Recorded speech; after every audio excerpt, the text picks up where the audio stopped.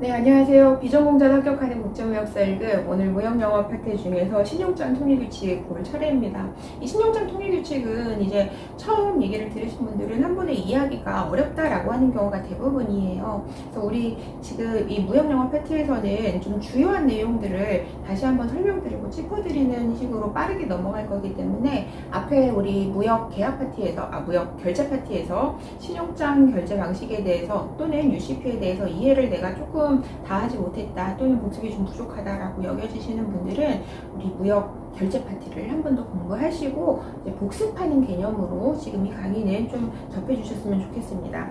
자, 정의 부분 보겠습니다. 2조 정의예요. 개설 의뢰인, 어플리컨트죠. 당연히 정의에 있는 여러분 어떤 용어들, 그러니까 어플리컨트가 됐든 어드바이징 뱅크가 됐든 컨퍼밍 뱅크가 됐든 이슈잉 뱅크가 됐든 이 영어 표현들은 반드시 익혀두셔야 됩니다. 그리고 제가 안 짚고 넘어간다고 하더라도 정의 부분은 꼭 한번 천천히 읽어보시고 직접 써보시고 그렇게 하면서 복습을 사실은 하셔야 돼요. 이 부분이 출제 빈도가 좀 높습니다. 개설 의뢰인 같은 경우는 어떤 사람이냐, 신용장 개설을 의뢰한 사람을 말하죠. 무역거래에서 수입자입니다. 그래서 whose request credit is issued 이렇게 개설 의뢰인이라고 하고, 수익자 베네피셔리는 어떤 사람을 말해요? 베네피셔리 같은 경우에는 이 신용장 거래로 인해서 실제 돈을 얻는 수익을 받는 사람이죠. 그래서 whose favor credit is issued 라고 이야기를 하고 있고요.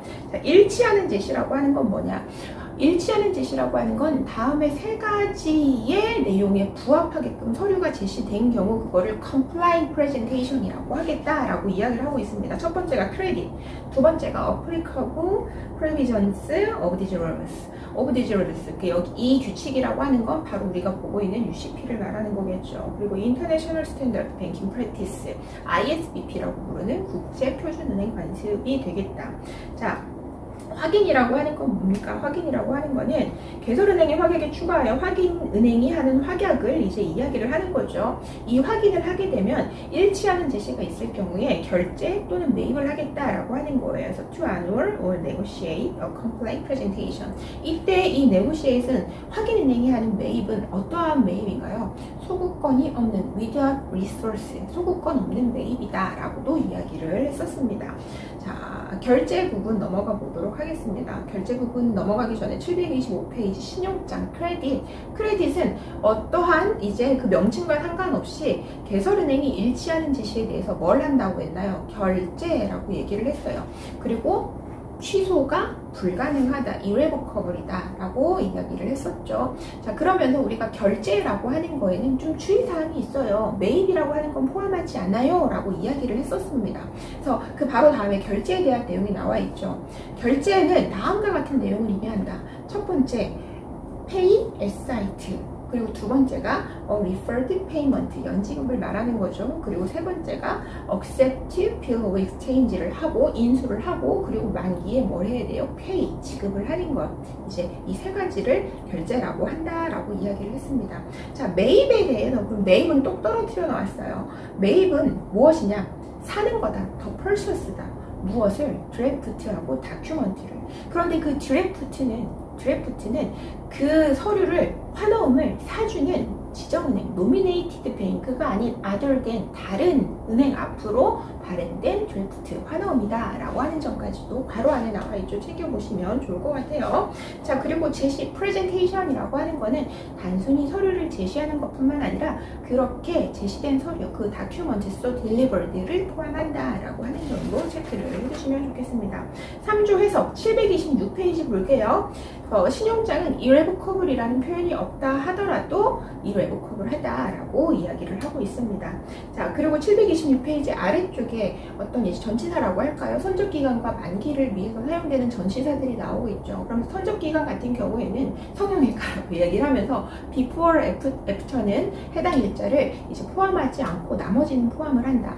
만기에서는 from과 after라는 이제 단어가 사용된 경우에는 명시된 일자를 제외한다라고 얘기를 했었죠. 그래서 제외하는 이제 경우들 exclude, 포함하는 경우 include. 그래서 우린 exclude의 경우만 before, after, from, after 이렇게 암기를 했었어요. 그래서 이제 이 단어가 나올 때 어느 부분은 include이고 어느 부분은 exclude인지 좀 체크를 하실 수 있게끔 익혀두시면 좋겠습니다. 자, 5조 보겠습니다. 은행은 물품을 보나요? 서비스 보나요? 안 보죠. 오로지 서류만 봅니다. deal with documents 라고 하는 부분 체크를 해두시고요. 신용장은 표시를 해야 되는 것들이 있어요. 6조 보겠습니다. 이용 가능한 은행을 명시하거나 모든 은행에서 이용 가능한지, 그 state the bank which is available. 그리고 모든 은행에서 이용이 가능하다면 any bank. 그리고 이제 모든 은행에서든 지정은행에서든 사용 가능한 신용장은 당연히 available with the issuing bank, with the issuing bank. 개설은행에서도 사용이 가능하겠죠. 신용장은 그리고 반드시 표시를 해야 되는 게 어떤 방식으로 이제 사용을 할 수 있는지도 표시를 해줘야 돼요. 그래서 credit must state. 어떤 식으로 사용을 할 수 있는지, site payment로 사용이 되는지, deferred payment로 사용이 되는지, 아니면 acceptance, 인수 방식인지, negotiation, 매입 방식으로 사용 가능한지도 표시를 해야 되겠고요. 중요한 내용입니다. C항이죠. 신용장은 개설 의뢰인을, applicant를 이제 지급인으로 하는 하나음에 의해서 이용 가능하도록 개설이 돼서는 안 된다. 그래서 a credit must not be issued available by direct drawn on the applicant라고 하는 부분도 챙겨보시면 좋겠습니다. 신용장 유효기일, 뭐를 위한 유효기일, 제시를 위한 유효기일 표시를 해야 되고요. 그리고 모든 은행에서 이용 가능한 신용장에서의 제시 장소는 모든 은행의 제시 장소가 되고, 어떤 이용 가능한 은행이 측정이 되어 있으면 은행의 장소가 제시를 위한 장소가 되고, 이러한 모든 장소들은 개설은행의 장소에 추가된 것으로 본다라고 하는 게 D항에 추가적으로 이제 나와 있습니다. 7조와 8조는 개설은행과 확인은행이 임무예요. 이들은 뭐 결제를 한다던가, 확인은행 매입을 한다면은 without resource, 상환 청구권이 없는 매입을 한다던가, 그리고 지정은행들이 매입이 됐던 아니면 뭐 이제 지급이 됐던 인수의 방식 등으로 뭔가 지급을 했고 그게 complaint presentation이다 라고 한다면 그 은행들에 대해서도 이제 결제를 해줘야 된다라고 하는 부분 7조, 8조에 나와 있습니다. 자, 이제 10조 조건 변경으로 넘어가 보도록 하겠습니다. 자, 양도신용장의 경우를 제외하고는 기본 당사자의 동의 없이는 신용장은 취소되거나 또는 조건 변경될 수 없다. 뭐가 없이는 without 어떠한 동의인데 그 세 당사자가 issuing bank, confirming bank, 그리고 beneficiary 이 세 당사자다. 이들이 기본 당사자다라고 하는 점 다시 한번 체크를 해주시고요. 자, 원래의 신용장이 있겠죠. 원래의 신용장이 있는데 이걸 뭐 오리지널 크레딧이라고 표현을 하고 있습니다. 이 오리지널 크레딧의 효력은 계속 쭉 가요. 이게 조건 변경이 이루어지는 과정에서도, 그러니까 이루어지는 과정이다라고 하는 거는 조건 변경에 대한 통지가 베네피셔리에게, 수익자에게 갔어요. 그 베네피셔리가 이거를 나 억셉트 할게 라고 말하기 전까지는 오리지널 크레딧의 효력이 계속해서 지속이 된다라고 하는 부분. 자, 오리지널 크레딧은 will remain in force for the beneficiary until the beneficiary communicates its acceptance of the amendment라고 되어 있죠. 그리고 이제 어떤 조건 변경의 통지를 받은 beneficiary는 그거를 accept 할지 reject 할지를 반드시 알려주어야 되겠다. 그리고 그 어떤 의사표시가 있기 전까지는 아까 말씀드렸던 것처럼 오리지널 크레딧이 계속해서 자기 효력을 가져간다라고 하는 부분. 자, 그리고 이런 경우 있을 수 있어요. 자, 베네피셔리가 어떠한 통지를 하지 않았어요. 이것을 수락한다거나 거절한다거나. 그럼 이제 통지를 하지 않고 있다가 조건 변경된 내용에 맞는 제시를 한 거예요. 서류를. 그 조건 변경에 맞춰서. 그러면 그것은 조건 변경을 수락한 것으로 보고 그러한 제시가 있었던 그 시점에 조건 변경이 된 것으로 보겠다라고 하는 내용이 이제 또 나와 있습니다.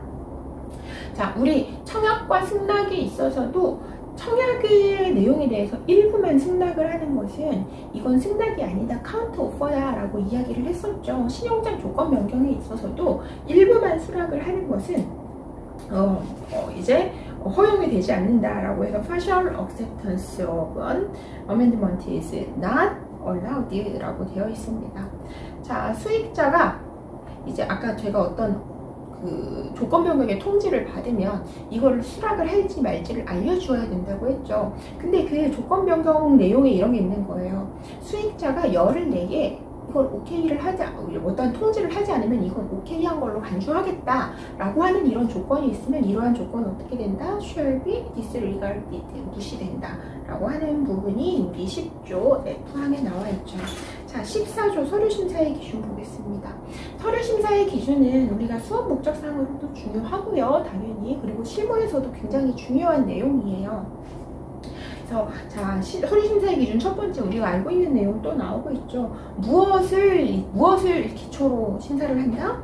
On the basis of the documents alone. 은행은 이렇게 서류만 보고 심사를 한다라고 이야기를 하고 있고요. 자, 그리고 이제 서류를 심사를 할 때에 예를 들어서 이게 인수의 방식으로 사용이 가능한 신용장이에요. 그리고 제가 서류를 그 인수은행에 가서 제시를 했어요. 그럼 그 은행이 인수를 할지 안 할지, 인수를 한다라고 하는 건 만기 지급을 한다라고 하는 거잖아요. 인수를 할지 안 할지 내가 낸 서류를 이제 심사를 할 텐데 그 심사를 할 때 며칠이나 주어지는가. 그리고 이 인수은행이 심사를 하고 제가 제시한 환호금을 인수를 했어요. 그리고 나서 이 인수은행은 나중에 개설은행 가서 또 돈을 받아와야 되니까 개설은행에 서류를 갖다 내고 개설은행은 서류 왔다고 그냥 바로 돈 주는 게 아니라 그들도 심사를 하겠죠. 이들에게 각각 5 영업일이 주어진다라고 이야기를 했어요. 그래서 shall each have a maximum of 5 banking days following the day of presentation. 이렇게 이제 제시일의 다음 날로부터 각각 5 영업일이 주어진다. 라고 하는 게 이제 B항에 나와 있고요. 자, C항에 보시면 어떤 제시가 원본 운송 서류를 포함하고 있는 경우에요. 이때에 이제 이런 제시는 언제까지 이루어져야 되냐라고 했을 때 no later than 21 calendar days after the date of shipment. 선적일 후 21일 이내에 이루어져야 된다라고 이야기를 하고 있습니다. 자, 그리고 상업송장 이외의 서류에서입니다. 2항이에요. 상업송장 이외의 서류 other than the commercial invoice. 여기서 어떤 물품 명세는 신용장의 내용과 저촉만 되지 않는다면, 완전히 상반된 표현만 하지 않는다면 어떻게 표현할 수 있다? Maybe in general terms. 어떤 일반적인 표현으로 이제 기재가 될 수 있다. 자, 그리고 제시되었으나 신용장에서 요구되지 않은 서류. 내가 이걸 요구하지도 않았는데 막 검사 증명서를 갖다 냈어. 이런 서류들은 어떻게? will be disregarded. 무시되고 may be returned. 반환될 수 있다. 자, H항 보겠습니다. H항.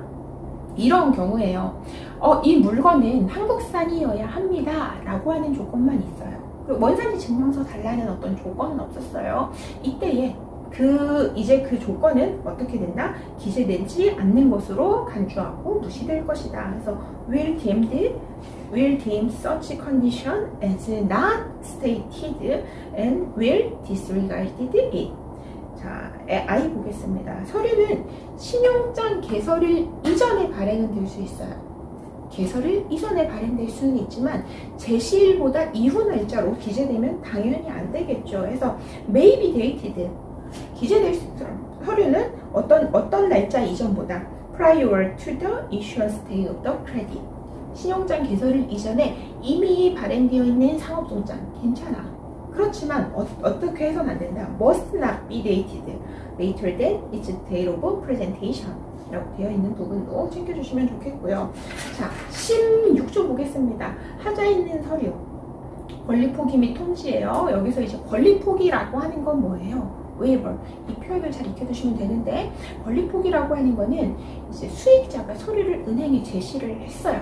제시를 했는데 신용장이라던가 아니면 UCP라던가 ISBP를 딱 펼쳐놓고 신용장이 아니라 서류를 검토를 했을 때 어떠한 불일치가 나타난 거예요. 디스크리펀시가 나타났어요. 이때에 개설의뢰인이 이 정도야 뭐 그냥 제가 하지 않잡고 돈 내주시는 걸로 하죠. 이걸 이제 권리 포기라고 합니다. 자, 권리 포기라고 하고요. 자, 어떤 이제 권리 포기를 개설의뢰인이 하지 않고 이거는 제가 하자를 잡겠습니다. 그러니까 이제 수입자가 나한테 물건을 파는 사람이 서류 제시 제대로 안 한 거잖아요. 이거 이대로는 돈 주시면 안 되죠. 라고 하는 경우에 은행은 은행은 이제 거절의 의사표시를 해줘야 되죠. 당신이 제시한 서류가 우리가 심사하는 기준에 맞지 않기 때문에 우리는 결제 또는 매입을 할 수 없습니다 라고 하는 의사표시를 하는데, 이러한 의사표시는 몇 가지 내용을 포함을 해가지고 한 번에 싱글 노티스를 해줘야 돼요. 싱글 노티스가 굉장히 중요합니다. 그리고 이런 이제 통지를 어떤 내용을 포함해서 어떻게 해야 되는지가 지금 16조 시항에 나와 있고요. 이러한 통지를 정해진 기한 내에 하지 못하면 은행은 당신의 서류는 불일치야, 결제 또는 매입을 거절하겠어 라고 하는 주장을 할 수가 없어요. 그래서 시항에 보시면 은행은 어떻게 해야 되냐, must give a single notice를 해줘야 돼요. 그 싱글 노티스에 들어가야 되는 내용은 첫 번째, 거절합니다, 결제 또는 매입을 거절합니다 하는 내용이 들어가야 되겠고, 왜 결제 또는 매입을 거절하는지 각각의 어떤 불일치사항, each discrepancy가 들어가줘야 되겠고, 그리고 저희는 이 서류를 홀딩할 거예요, 리터닝 할 거예요, 뭐 이런 식으로 어떤 식으로 자신들이 행동을 할 것인가를 표시를 해줘야 돼요. 그게 A, B, C, D 738페이지 가장 하단에 있는 A, B, C, D 중에 이제 하나를 표시를 해줘야 되는데, 첫 번째가 홀딩 더 다큐먼트, 어떤 제시자의 추가 제시가 있을 때까지 저희가 서류를 보관할게요.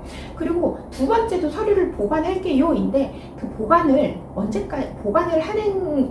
언제까지 할 거냐, 언제까지 할 것이냐면, 첫 번째가 개설 의뢰인으로부터 권리 포기를 받고 이를 받아들이기로 동의를 하거나 그 개설 의뢰인이 웨이버 하겠다라고 한 거예요. 또는 그 웨이버 하기 전까지 제시자의 어떤 추가 지시사항이 있었어요. 그러니까 개설 의뢰인이 고민을 하고 있는 상황이에요. 그리고 은행은 이미 프레젠터, 제시자로 받은 추가 지시가 있어요.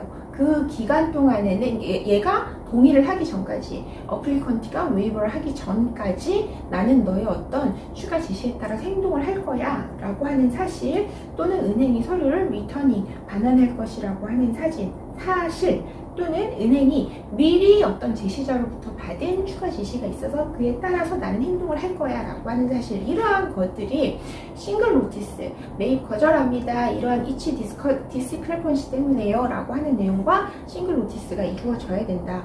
이러한 노티스는 5 영업일 이내에 이루어져야 되겠다라고 하는 게 D항에 나와 있어요. 그래서 no later than the close of the fifth banking day라고 확인을 하실 수가 있겠고요. 그리고 이런 통지를 한 이후에라도 언제든지 은행은 서류를 반환할 수 있다라고 하는 게 2항에 있습니다. 그래서 after providing notice, the required 앞에 쭉쭉 그러면서 return the documents to the presenter at any time, 언제든지 서류를 반환할 수 있다라고 이야기를 하고 있죠. 자, 그리고 이렇게 지금 이 16조에서 은행에게 이렇게 통지하세요 라고 규정된 내용들을 이제 은행이 하는데 fails, 실패를 했어요. 그럼 이들은 아까 말씀드렸던 것처럼 주장을 할 수 없다. 어떤 이 디스크레펀시에 대해서 우리가 이거를 매입 또는 매입 또는 결제를 거절을 할게요 라고 하는 이제 주장을 할 수 없다. 그래서 자 17조 원본 서류와 사본 살펴보시고요. 18조로 넘어가 보도록 하겠습니다. 상업송장은 누가 작성을 해야 되느냐? 베네피셔리가 작성을 해야 된다. 누구 앞으로? 어플리컨트 앞으로 작성을 해야 되고, 이제 인보이스니까 당연히 금액이 들어가 있겠죠. 그 커렌트, 그리고 그 금액이 들어가 있겠죠. 금액에 대한 커렌시는 무엇과 일치해야 된다? 크레딧, 신용장과 일치를 해야 되겠다. 그리고 need not be, 필요치 않아요. 뭐가 서명, 사인드는 서명은 필요치 않아요. 다만 신용장에서 별도로 요청하는 경우에는 서명이 들어가 줘야 되겠죠. 자, 19조부터는 운송서류에 대한 얘기가 나오는데요. 운송서류에 대한 내용들은 거의 비슷비슷한 부분들이 있어서 우리가 기본 이제 강의에서 무역 결제 파티에서 이제 교재에 정리해놓은 부분 차이점들만 보시면 좋을 것 같고, 우리가 대표적으로 19조 복합 운송서류 보고 넘어가도록 하겠습니다. 일단은 운송인의 명칭이 표시가 돼야 돼요. name of 이제 캐리어 이제 명칭이 표시가 되어야 되고, 서명이 들어가야 되는데 서명은 캐리어 또는 마스터, 선장 또는 이들의 대리인이어야 돼요. 만약에 대리인들이 서명을 했다라고 하면은 그것은 must be identified, 누구를 대리하는 것인지 특정이 되어야 할 필요가 있다라고 보시면 되겠습니다. 뭐 신용장이 명시된 장소에서 발송, 수탁 또는 선적되었다는 사실 당연히 들어가 줘야 되겠고요.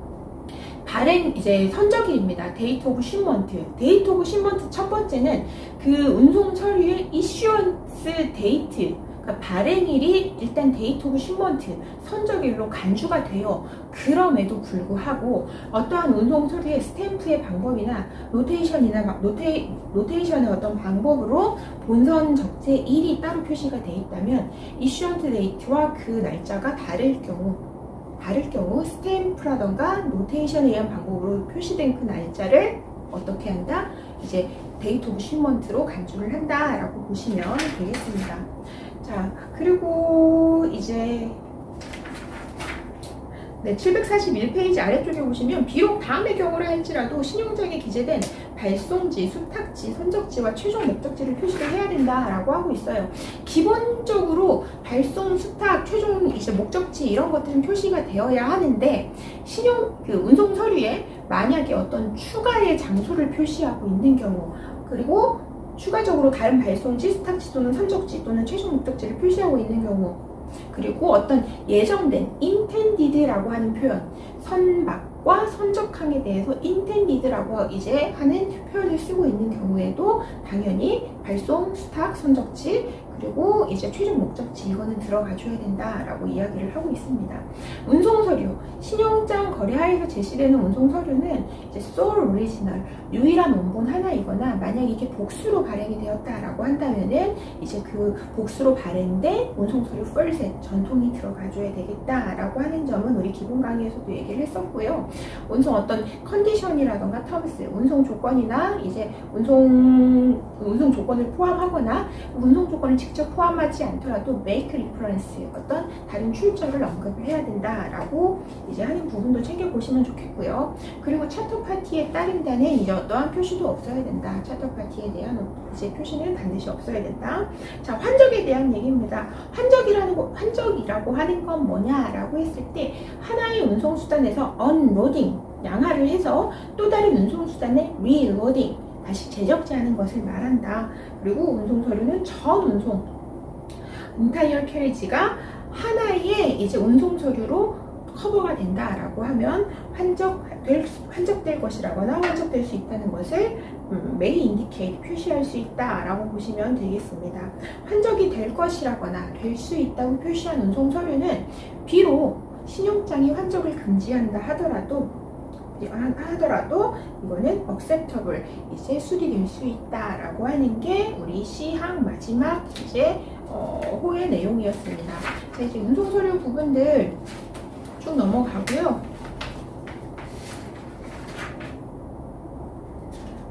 자, 항공운송서류의 한 호만 보도록 하겠습니다. 749페이지입니다.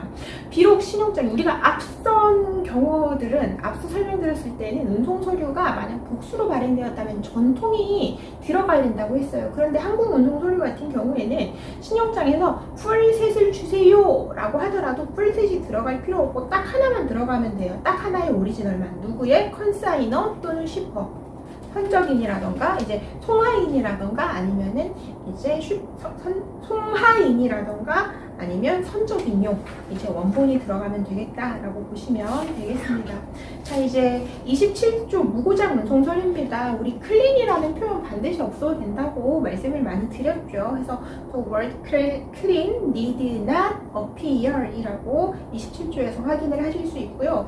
보험서류와 부보험이 28조 보험서류 보겠습니다. 보험서류가 한 통을 초과해서 복수로 발행됐대요. 보험서류도 풀셋이 이제 제시가 되어야 돼요. 그래서 all original must be presented 라고 되어 있죠. 그리고 C항에 있는 내용은 너무너무 시험에 자주 나오는 보기 중 하나예요. 커버 노티는 어떻게? will not be accepted, will not be accepted 라고 하는 부분.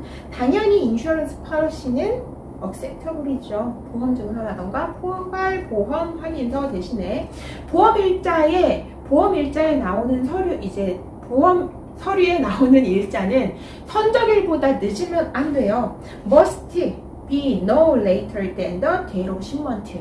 그럼에도 불구하고 이러이러한 경우에는 우리가 이제 수리를 해줄게요. 이 경우에는 acceptable이에요 하는 경우가 선적일보다 보험 서류 일자가 늦어요. 근데 그 보험 서류에 이건 선적일부터 보험 다 되는 거야 라고 하는 경우엔 가능하다고 했었죠. 그래서 어떤 경우에 효과가 있다. is effective from a date not later than the date of shipment. 부분 챙겨보시면 좋겠고요. 보험 서류는 당연히 금액 표시해야 되고 통화는 신용장과 동일해야 된다라고 하는 부분. 만약에 보험 서류에 어떤 퍼센테이지로 이제 보험 부보의 수준을 이제 결정하고 있다면, 범위를 표현하고 있다면 그 퍼센테이지는 미니멈 이제 미니멈으로 보겠다. 만약에 110%라고 하고 있으면 110% 이상이면 된다라고 하는 부분입니다. 자, 그리고 이제 신용장에 부보 범위에 부보 금액에 대한 명시가 없는 경우, 이 경우에는 어떻게 한다고 했나요? 110%를 본다고 했죠. 이것도 최소예요. 어떤 금액의 110%? CIF 또는 CIP의 110%로 보겠다. G항은 신용장에서 표시를 해야 되는 것을 말을 하고 있어요.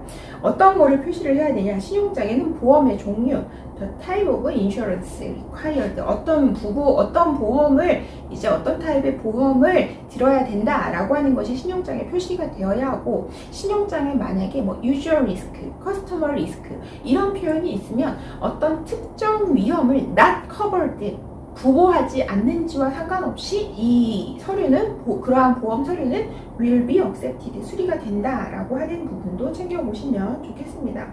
자, 이 보험 서류에는 어떠한 제외 문구, exclusion clause 표시할 수 있겠고요. 그리고 부보 범위가 일정 한도 본인 부담이라는 조건, 또는 일정 한도 이상 보상 조건, franchise or excess 이런 것들 표시할 수 있다라고 하는 부분까지도 챙겨보시면 좋을 것 같아요.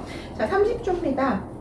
A항에 보시면 about과 approximate에 대한 내용이 나와 있죠. 이거는 amount, 금액, 수량, quantity, 단가, unit price에 대해서 쓰였을 때 10%의 어떤 과부족을 10%입니다. 10%의 과부족을 허용을 한다라고 하는 거죠. 그래서 allowing the tolerance not to exceed 10% more or 10% less 라고 되어 있는 부분도 보시면 되겠고요.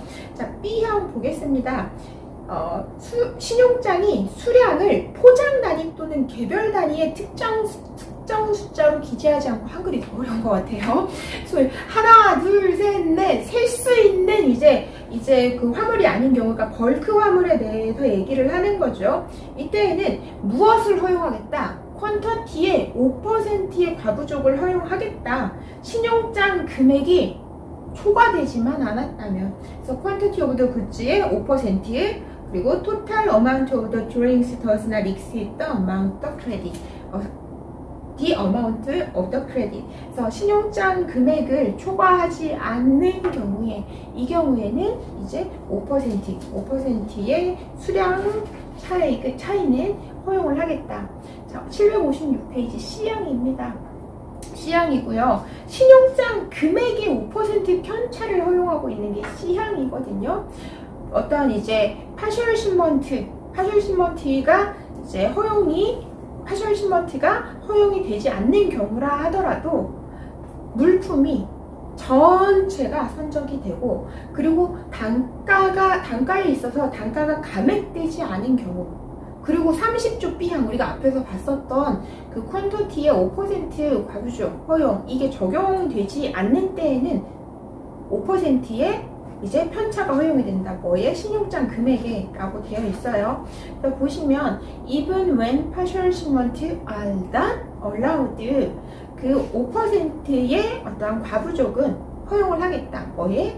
the amount of the credit, 신용장 금액의 5% 편차는 is allowed, 허용을 하겠다라고 하고 있습니다. 이렇게 허용이 되려면 어떻게 돼야 되나요? shipped in full, 전량 선적이 되고, 그리고 unit price 같은 경우에는 is not reduced, 감액이 되지 않아야 되고, 30조 B항이 is not applicable, 적용되지 않은 경우에 신용장 금액의 5% 편차는 허용이 되겠다. 자, 31조 분할 청구와 분할 선적에 대한 내용이에요. 분할 청구, 분할 선적은 허용된다라고 A조에서 명시를 하면서, 자, B항 같은 경우에는 이제 분할 선적으로 보지 않는 경우를 이야기를 하는 거예요. 보시면 체크를 해주셔야 되는 게 on the same means of conveyance, 그리고 the same journey, 그리고 the same destination. 이 경우에는 이 세 가지가 같으면 분할 선적으로 not be regarded, 간주하지 않겠다라고 하는 거예요.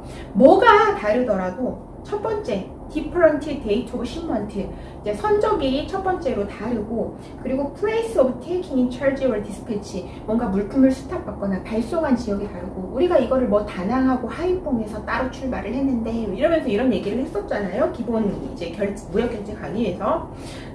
이 경우에는 이제 운송 서류가 두 개가 발행이 되었을 텐데 어떤 날짜를 선적일로 간주하느냐라고 했을 때 the lastest date of shipment, 그 늦은 선적일로 간주를 하겠다라고 이야기를 했었습니다. 그러면 어떠한 경우에는 분할 선적으로 간주를 하는지, 비록 이제 같은 운송 방법 내에서 같은 운송 방법을 썼다 하더라도 둘 이상의 운송 수단을 이용한 경우, 그래서 이 경우에는 비록 같은 날짜에 같은 목적지를 향하더라도 분할 선적으로 보겠다라고 이야기를 하고 있죠. 그래서 more than one means of conveyance, 얘가 들어가면은 분할 선적으로 간주하는 경우다라고 보시면 되겠습니다. 뭐 운송 수단 뭐 같은 배로 가든 뭘 하든, 누구는 무궁화호 타고 가고 누구는 뭐라고 할까요? 뭐 복숭아호 타고 가는 경우에 같은 선적항에서 같은 목적지를 향해 간다 하더라도 둘 이상의 운송수단이 사용된 경우죠. 이 경우에는 분할 선적으로 간주를 하는 거다라고 이렇게 보시면 되겠습니다. 뭐 할부 청구 또는 할부 선적 32조입니다. 이것도 말씀을 그래도 드렸던 내용인데, 어느 할부분에 대해서 할부분의 이행이 이루어지지 않은 경우, 해당 할부분은 물론이고 그 이후의 할부분에 대해서도 신용장은 무효가 된다라고 얘기를 했겠죠. 그래서 32조의 맨 끝에 보시면 the credits is to be available for that and any subsequent instrument라고 되어 있는 부분도 체크를 해주시면 좋을 것 같아요. 자, 은행에 대한 면책 부분들은 사실 시험에 나올 확률이 너무너무 낮아가지고 패스를 하겠습니다. 38조 양도 가능 신용장이에요. 양도 가능 신용장은 어떤 신용장이냐라고 했을 때 B항 보고 있습니다. Specifically states it is transferable이라고 되어 있는 이제 신용장이다. 자, 양도수수료 C항입니다. 양도수수료. All charges, 모든 수수료는 누가 낸다? Must be paid by the first beneficiary, 제1수익자가 낸다. 자, 그리고 분할 청구 또는 분할 선적이 허용되는 경우에 신용장은 두 사람 이상의 제2수익자에게 분할 양도될 수 있다. May be transferred in part to more than one second beneficiary, provided partial drawings or shipment are allowed 라고 되어 있는 부분 체크를 해두시면 좋겠고, 자, 제1수익자는 제2수익자로 is not considered, 간주되지 않는다 라고 하는 부분. 모든 양조 요청은 어떤 조건 변경을 통지를 해야 되는지, 그리고 어떠한 조건 변경 하에서 조건 변경을 통지하는지를 must indicate, 반드시 표시를 해야 된다라고 이야기하고 있습니다. 그리고 이제 우리 신용장이 양도가 되는데 둘 이상의 제2수익자에게 양도가 될 수 있다고 했잖아요. 조건 변경이 되는데 한 사람은 오케이를 하고 한 사람은 거부를 했어요. 이 경우에 이제 조건 변경을 거절한 제2수익자에게는 원 신용장이 이제 양도된 신용장은 변경되지 않는 상태로 납니다. 원래 신용장이 효력을 가져간다라고 보시면 되겠습니다. 그래서 우리 F의 제일 마지막에 the transferred credit will remain unamended라고 되어 있는 부분. 자, G 부분 중요하겠습니다. 수업 목적장으로요. 그래서 다만 다음은 예외로 한다. 신용장의 조건을 정확히 반영을 해야 되는데 좀 변경이 될 수 있는 게 있다. 낮아질 수 있는 게 있고 높아질 수 있는 게 있어요. 그래서 낮아질 수 있는 건 뭐냐? The amount of the credit, 그리고 any unit price, expiry date, the period for presentation, the latest shipment date, 그리고 또는 given period for shipment. 얘네들은 어떻다? May be reduced or curtailed. 자, 높아질 수 있는 건 may be increased 될 수 있는 거는 뭡니까?